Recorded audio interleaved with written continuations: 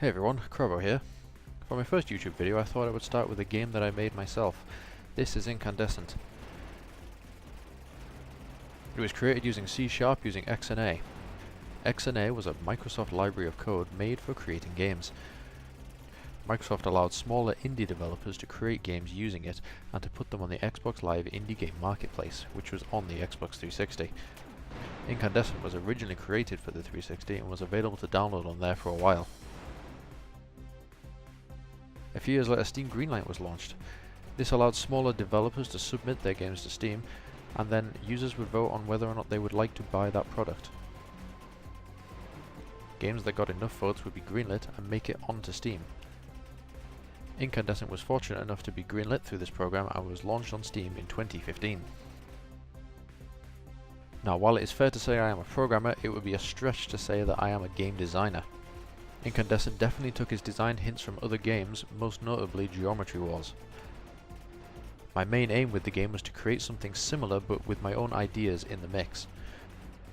The main objective of the game is to fly a ship around and shoot other ships to gain points.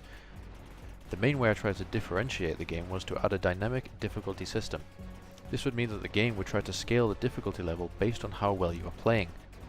The game would do this by changing the speed or quantity of enemies, the damage they can do to you, and the appearance of different power-ups to help you. The player has a health bar instead of using the one-hit kill approach, which allows for scaling and leniency in difficulty levels.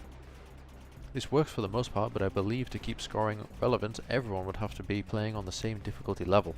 Otherwise, players would game the system to gain higher points on lower difficulties.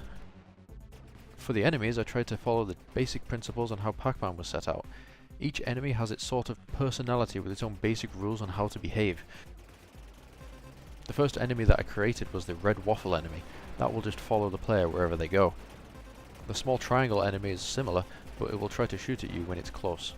There is a purple squiggly enemy that will try to get near the player but not actually on top of the player. The idea behind these enemies is to get in the way of the player rather than attacking the player.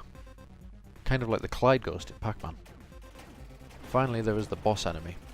These are slow-moving large targets which have the benefit of holding a lot of health. However, they will also shoot multiple projectiles at the same time towards the player.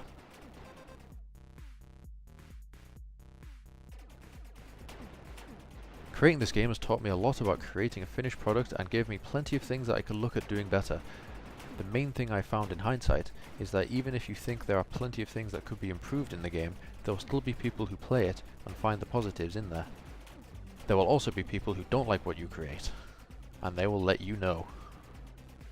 Sometimes they will actually give proper constructive criticism that will help make the game better.